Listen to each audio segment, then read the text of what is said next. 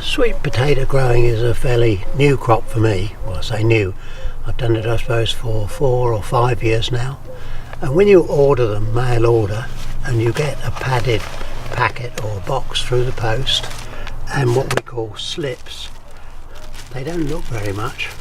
And if they've been in the post for 2 or 3 days, they can be quite bedraggled. But that's all you get, a slip. A tip that's been rooted and then sent to us to grow on.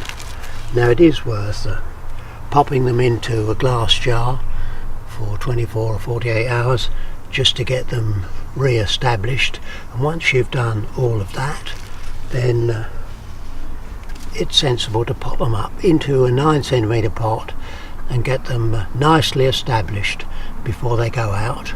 And of course, when planted in the ground, it needs to be after the chance of frost.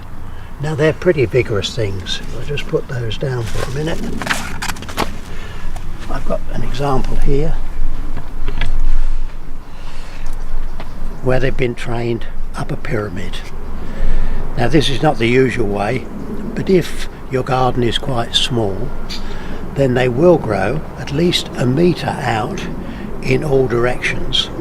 And so I'm hopeful that training them up like this, we can keep them in a constricted space and still get a reasonable yield.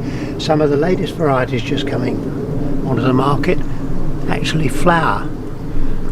They have this trumpet-shaped flower which is open first thing in the morning but tends to close mid-afternoon. But to give you some idea of the growth, I've left one shoot here, and you can see this will come out for at least a metre, and if it's left on the ground, then you can see that they root at pretty well every leaf joint, and that no doubt will help with the total yield. But I'm optimistic that training them up in this way will still give me all the leaf cover I want to generate food to build the tubers. You need to leave them in place as long as possible because the tubers develop in the back end of the year, right into the autumn.